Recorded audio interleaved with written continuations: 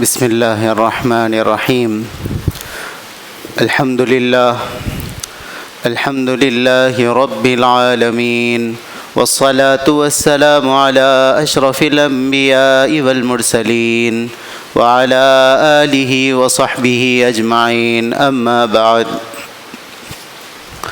قال اللہ تبارک وتعالی اعوذ باللہ من الشیطان الرجیم بسم اللہ الرحمن الرحیم لیس بأمانیکم ولا امانی اہل الکتاب وقال تبارک وتعالی فأما الزبد فيذهب جفاء وأما ما ينفع الناس فيمكث في الأرض وقال تبارك وتعالى وأن ليس للإنسان إلا ما سعى وأن سعيه سوف يرى ثم يجزاه الجزاء الأوفى صدق اللہ العظیم۔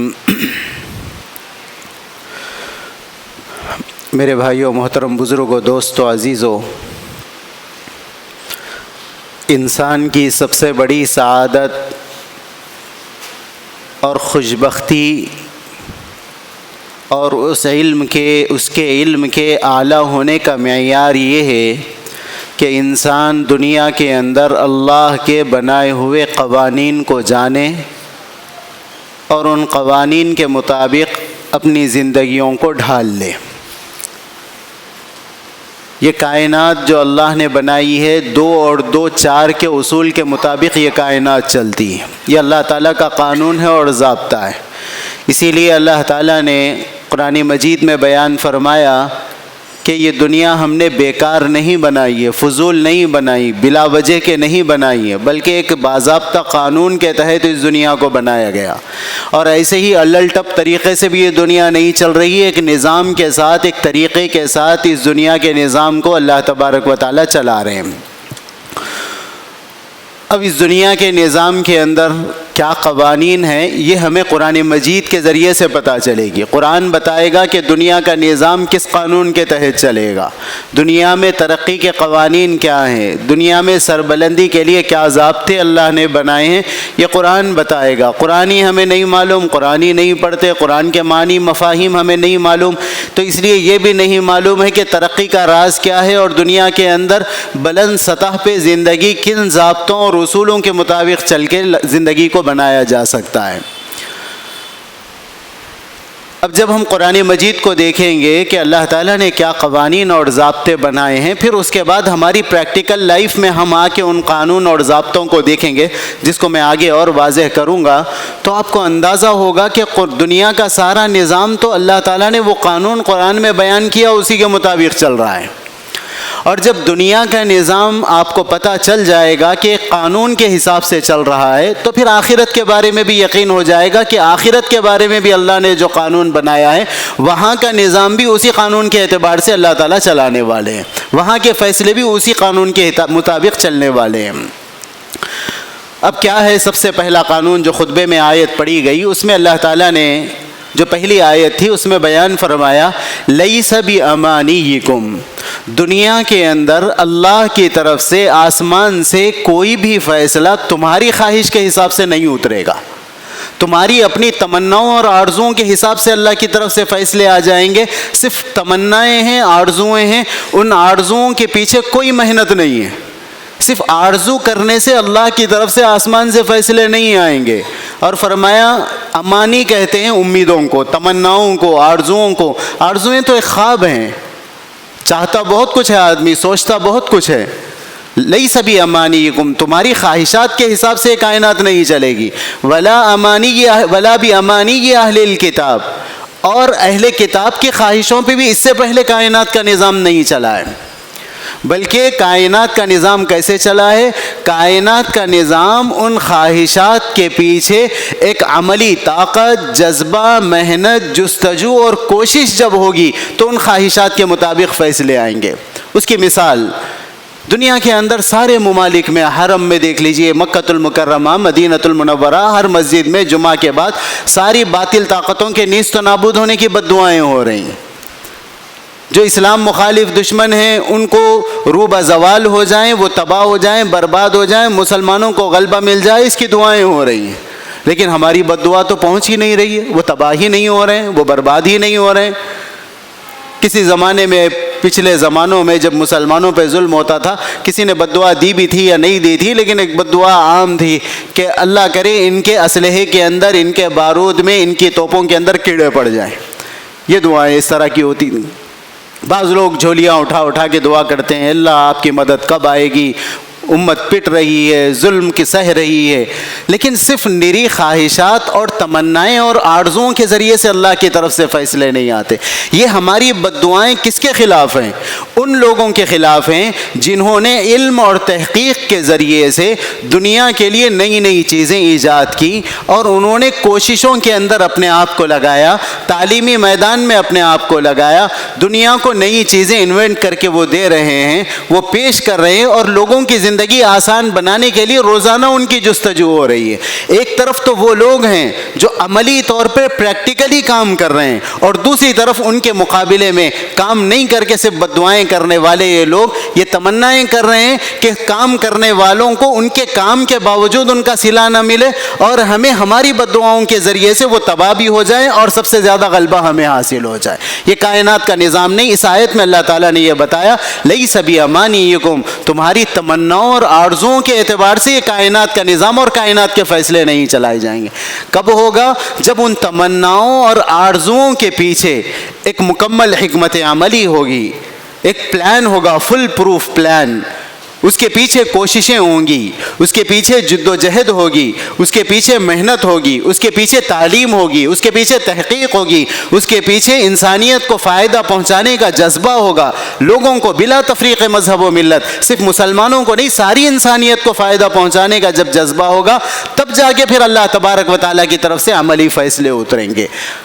صحابہ کرام رضوان اللہ تعالیٰ علیہ مجمعین کی زندگیاں، اس کے بعد کے اسلامی خلافت کے ترقی کا جو زمانہ تھا، یہ وہی زمانہ تھا جہاں علم بھی تھا، تحقیق بھی تھی، نئی نئی چیزیں ایجاد ہو رہی تھی، لوگوں کے لیے سہولت کے سامان فراہم ہو رہے تھے، وسائل مہیا ہو رہے تھے، یہ وہ زمانہ تھا۔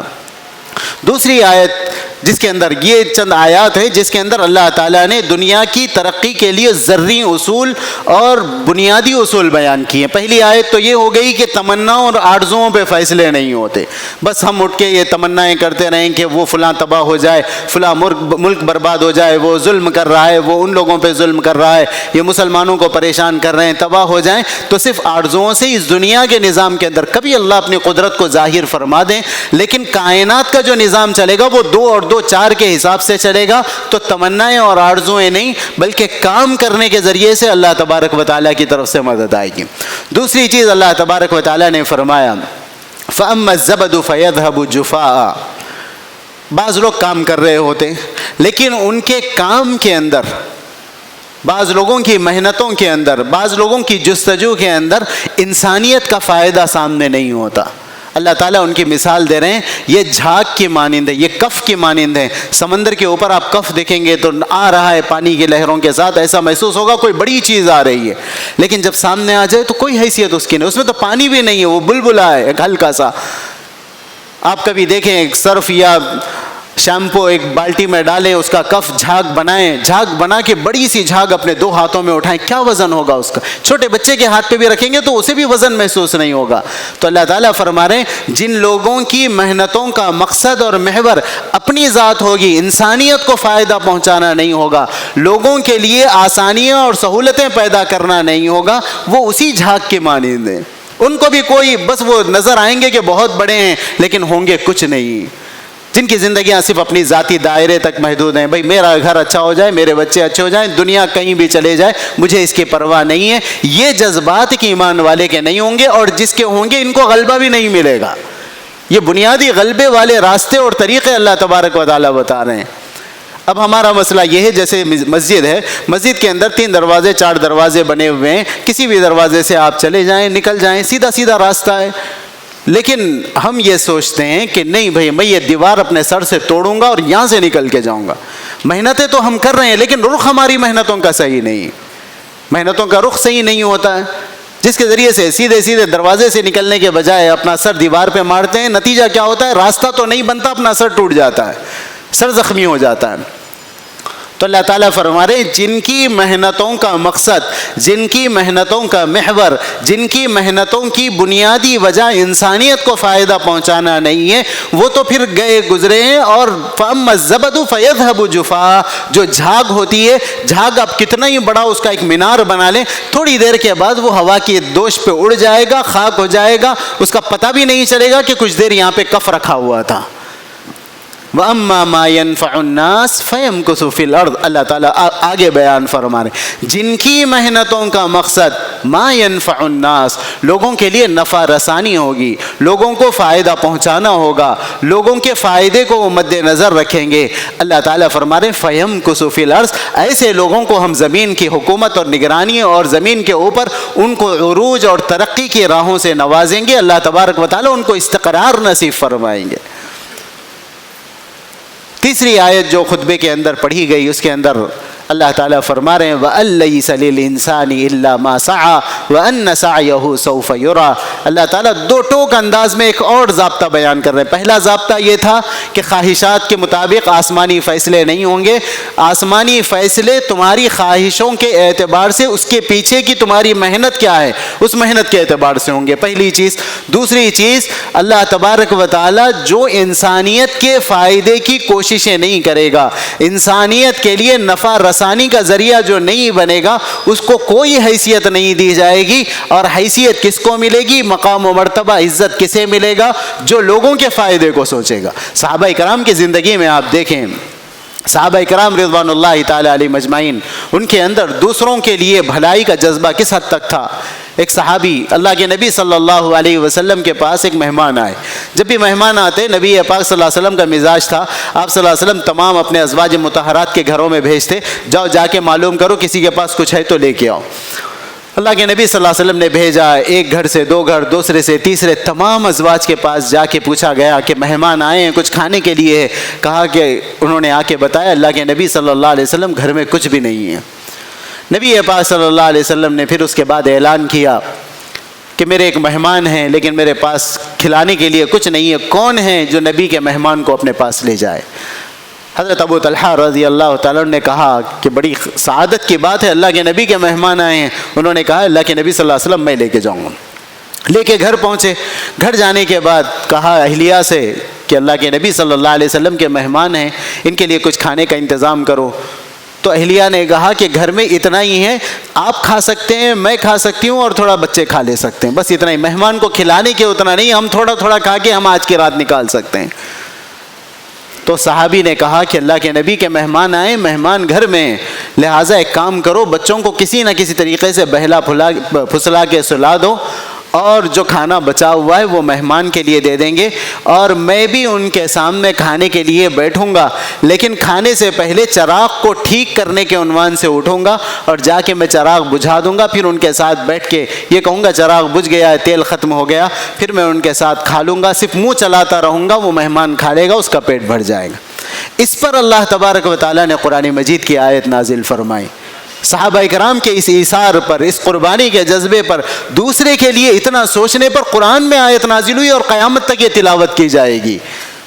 اللہ تعالیٰ فرماتے ہیں وَيُؤْثِرُونَ عَلَىٰ أَنفُسِهِمْ وَلَوْ كَانَ بِهِمْ خَصَاصَةٌ، یہ اپنے اوپر دوسرے کو فضیلت دینے والے، دوسرے کو فوقیت دینے والے، اپنے فائدے سے زیادہ یہ دوسرے کا فائدہ سوچنے والے لوگ ہیں، اس حال میں کہ ان کو اس کی سب سے زیادہ ضرورت ہے، ان کے بچے بھوکے ہیں، بیوی بھوکی ہے، وہ خود بھی بھوکے ہیں، ان کو اپنے آپ کے لیے اس کی زیادہ ضرورت ہے، اس کے باوجود وہ دوسروں کے لیے یہ ایثار کا جذبہ پیش کر رہے ہیں۔ یہ صحابہ کرام کے ایثار واقعات سنتے ہیں۔ غزوے کے اندر کیا ہوا تھا؟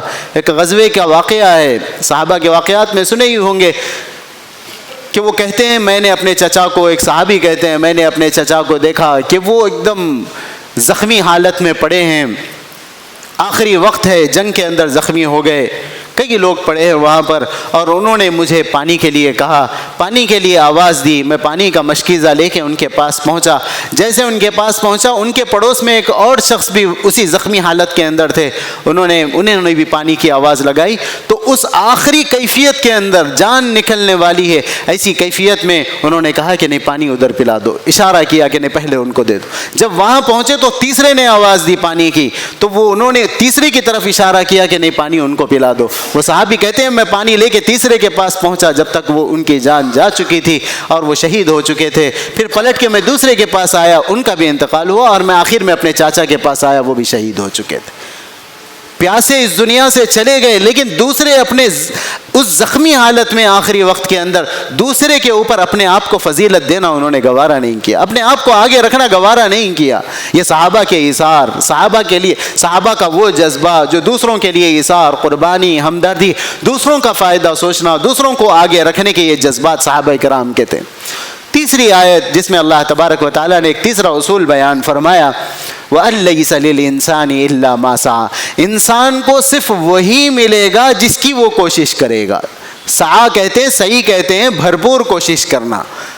اللہ تعالیٰ فرما رہے وَأَن لَيْسَ لِلْإِنسَانِ إِلَّا مَا سَعَى، انسان جس میدان میں کوشش کرے گا اس میدان کا پھل اس کو مل کے رہے گا۔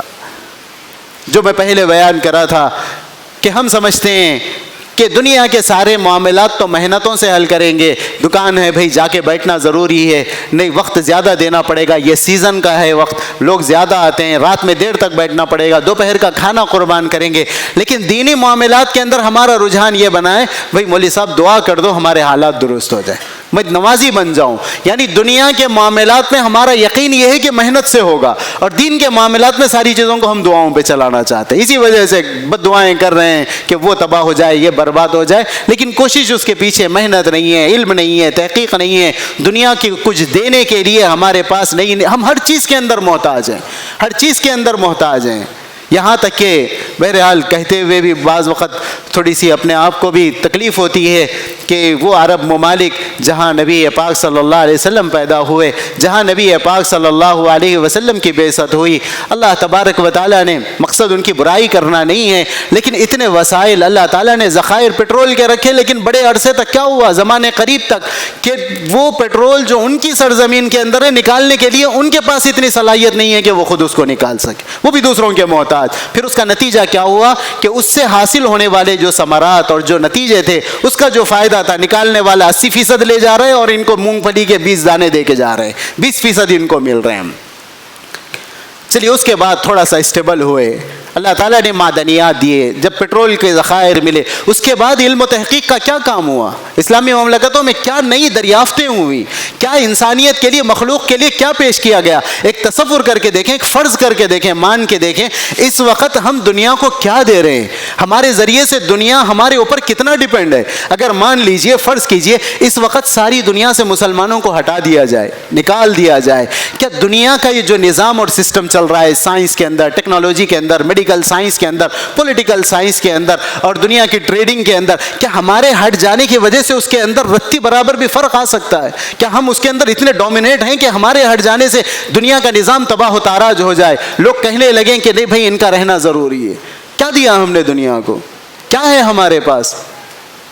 یہ فرض کرنے کی بات ہے۔ پھر اس کے بعد ہم یہ چاہتے ہیں کہ بھئی ہمارے لیے تباہی ہے، ہم پٹ رہے ہیں، ہمارے اوپر مظالم ہیں۔ ان مظالم کو ختم کرنے کے لیے اللہ نے جو دنیا کے اندر اتنے وسائل بنائے ہیں، اتنے ذرائع پیدا کیے ہیں، ان کے اوپر تحقیق کے ذریعے، علم کے ذریعے حاوی ہو کر انسانیت کے فائدے کے لیے، سہولت کے لیے نئی چیزیں بنائی جائیں۔ یہ انسانیت، یہ ترقی کا معیار ہے۔ اللہ تعالیٰ نے کائنات کا نظام اسی بنیاد پہ رکھا ہے۔ اسی لیے مغربی تہذیب کے اندر امریکہ، یورپ، ساری کنٹریز، جرمنی، جاپان، یہ جو ترقیاں کر رہے ہیں، انہوں نے اس محنت، اپنے مقاصد، اپنے جو انہوں نے خواہشات رکھے، اس خواہشات کے پیچھے انہوں نے محنت کی ہے، ایک حکمت عملی کے ذریعے سے چیزیں بنا رہے ہیں، وہ دنیا کو دے رہے ہیں۔ لیکن ہمارا مزاج یہ ہے کہ ہم نے فیشن کے نام پہ بے حیائیاں اور برائیاں تو ساری ان سے سیکھ لی، لیکن ان کی جو اچھائیاں ہیں وہ پھر ہم وہ بھی نہیں سیکھ سکے۔ مزاج ہمارا یہ بن چکا۔ راستوں میں دیکھ لیں آپ، ٹریفک کا نظام، ہمارے رویوں کے اندر کیا ہوتا ہے. ایک خاتون اگر راستہ کراس کرنا چاہے, گاڑیاں اس رفتار سے ہوں گی کہ انہیں راستہ ہی نہیں ملے گا, الا یہ کہ کسی وجہ سے ایکسیڈنٹلی اگر کچھ گاڑیاں رک جائیں تو وہ راستہ کراس کر سکتے. بوڑھے لاٹھی پکڑ کے کتنی دیر تک آپ دیکھیں راستوں کے بازو میں کھڑے ہوئے ہوتے ہیں, وہ راستہ کراس کرنا چاہتے ہیں, اتنی تیز رفتار گاڑیاں کہ وہ راستے سے نہیں. لیکن دوسرے مغربی ممالک میں جو جاتے ہیں دیکھتے ہیں, اور آپ لوگوں نے ویڈیوز وغیرہ میں بھی دیکھا ہوگا کہ ایک جانور راستے سے گزر رہا ہے تو اس کے لیے سارے لوگوں کی گاڑیوں کے بریک لگ گئے. یہ ترقیہ ہے ان کے پاس. یعنی کچھ چیزیں ایسی ہیں جس کی وجہ سے وہ حق رکھتے ہیں ترقی کا, وہ حق رکھتے ہیں دنیا کے نظام پہ حاوی ہونے کا. ہم اپنے آپ کو سوچ کے اور جائزہ لے کے دیکھیں کہ ہمارے پاس اس بات کا حق ہے. اور دوسری دو چیزیں ہمارے پاس تھیں بنیادی طور پہ دنیا کے اندر. ہم لوگوں کو, ہم پچھلے زمانے میں آج سے 500-600 سال پہلے آپ چلے جائیں, جو ایروپلین کا کانسیپٹ ہے, جو اینک بنانے کا, جو قطب نما بنانے کا, ڈائریکشن دینے کے لیے کمپاس ہوتا ہے, یہ سارے مسلمانوں نے بنائے. گریوٹی کو مسلمانوں نے کھوجا ہے. اسپتالوں کا نظام مسلمانوں نے بنایا. سب سے پہلا سرجن مسلمان ہے جس نے آنکھ کا آپریشن کیا, اور آپریشن کے لیے جو مسلمانوں نے آپریشن سرجریاں کی ہیں اس کے اندر جو انسٹرومنٹس استعمال ہوئے ہیں آج بھی کسی نہ کسی شکل کے اندر آج بھی وہ انسٹرومنٹس موجود ہیں. وہی سلسلہ چلتا چلا آ رہا ہے. ان کے نام بدل دیے گئے, یا نام کو اس انداز سے انگریزی میں پیش کیا گیا. ہمارے مسلمان نوجوان اس کو پڑھ کے یہ سمجھتے ہیں کہ یہ کوئی امریکن تھے, یا کوئی برطانیہ کے تھے, یا کوئی جرمنی کے تھے, کوئی فرانس کے تھے. حقیقت ایسی نہیں ہے, بلکہ وہ مسلمان تھے جن کے نام بدل دیے گئے. تو ہمارے پاس دو راستے تھے.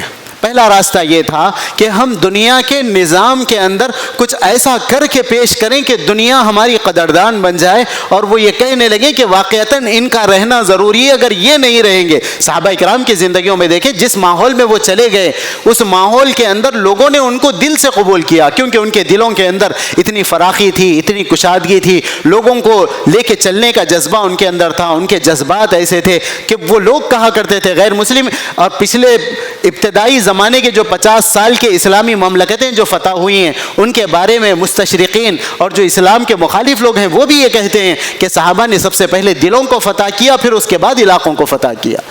اور دنیا کے اندر جتنے علاقے فتح ہوئے ہیں دوسروں نے بھی, سکندر رومی نے وغیرہ نے بھی ملکوں کو فتح کیا. لیکن کیا ہوتا تھا, ایک علاقے میں آئے, ایک ہوا کا ریلا ہوتا اور وہ تباہ و تاراج کر کے مال لوٹ کے چلے جاتے. لیکن صحابہ کی زندگیاں اور صحابہ کرام نے غور کر کے دیکھیں, اور تاریخ پڑھنے والے جانتے ہیں صحابہ نے جن علاقوں کو فتح کیا وہاں پر ایمان بھی آیا, وہاں پر صنعتی ترقی بھی ہوئی, اور پھر اس کے بعد کبھی وہاں پر اجتماعی طور پہ ارتداد نہیں آیا. لوگ وہاں کے سارے ان کے چلے جانے کے بعد مرتد ہو گئے ہوں, ایسا نہیں ہوا.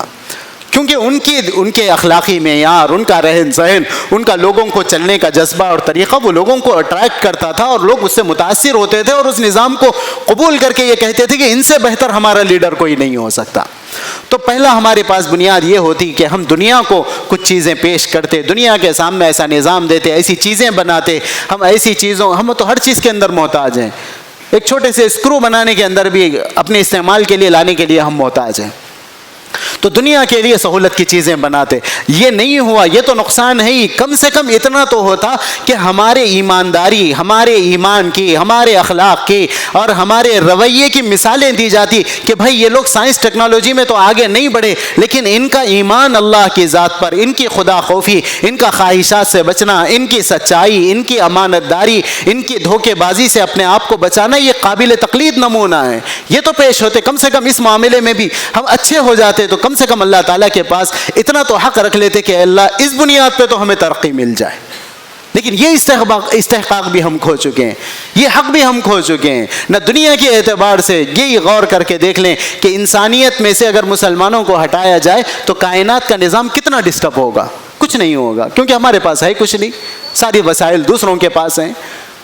تو اس لیے ہمارا رہنا نہ رہنا اس پہ ڈیپینڈ کرے گا کہ صرف ہم خواہشات کے ساتھ جی رہے ہیں, جو اللہ نے فرمایا کہ کائنات خواہشات کی بنیاد پہ نہیں چلائی جائے گی. لیس بیامانیکم, یہ کائنات ان خواہشوں کے پیچھے حکمت عملی, محنت, کوشش, مجاہدہ, جد و جہد, اس چیز پہ اگر آپ لگائیں گے تب جا کے ترقیاں ملیں گی. دوسری چیز, ہماری محنتوں کے پیچھے انسانیت کا فائدہ ہو, ورنہ اگر انسانیت کا فائدہ نہیں ہے, بس اپنے ذات کا فائدہ ہے, بس یہ کام کر لے رہے ہیں, پھر یہ ایک جھاگ کی طرح ہے, اڑ جائے گا. وَأَلَّيْسَ لِلْإِنسَانِ إِلَّا مَا سَعَىٰ, انسان کو صرف وہی ملے گا جس کی وہ کوشش کرتا ہے. وَأَنَّ سَعْيَهُ سَوْفَ يُرَىٰ. اللہ تعالیٰ فرما رہے ہیں جو محنت کرے گا اس کوشش کا پھل بھی اس کو نظر آئے گا. ایسا نہیں ہے کہ کوشش ہو جائے اور اس کا پھل نہ ملے. لوگوں نے محنتیں کی ٹیکنالوجی کے اندر تو ان کے اثرات اور پھل اس کو دنیا کے اندر وہ ڈومینیٹ ہیں. ہم نے نہیں کی, وہ محنتیں نہیں ہیں, تو پھر اس کا اثر یہ ہوا کہ پھر وہ کوششوں کے اثرات بھی نظر نہیں آ رہے. ثم یجزاہ الجزاء الاوفیٰ. پھر ان محنتوں کا بدلہ بھرپور دیا جائے گا. اوفا, وفا کہتے ہیں پورا پورا تولنے کو. اوفا ایک بڑا صیغہ ہے, بڑا لفظ ہے. اوفا یعنی جتنے کے تم حقدار بھی نہیں ہو اس سے بڑھ کے تمہیں دیا جائے گا. ثم یجزاہ الجزاء الاوفیٰ. تو اب یہ ہمارے ہاتھ میں ہے, تو اس کے لیے ہم اپنا زندگیوں کا بحیثیت فرد بھی اور بحیثیت انسانیت بھی, بحیثیت امت بھی جائزہ لیں کہ ہم اس وقت کہاں ٹھہرے ہیں. اب ترقی کے لیے صرف خواہشات سے آگے بڑھ کے محنتوں اور کوششوں اور مجاہدات اور انسانیت کے فائدے کے لیے آگے بڑھنے کی کوششیں کرنے کی ضرورت ہے. اللہ تبارک و تعالیٰ سے دعا ہے اللہ تبارک و تعالیٰ ہمیں قرآنی اصولوں کے مطابق اپنی زندگیوں کو سنوارنے کی توفیق نصیب فرمائے. وآخر دعوانا ان الحمد للہ رب العالمین. جو حضرات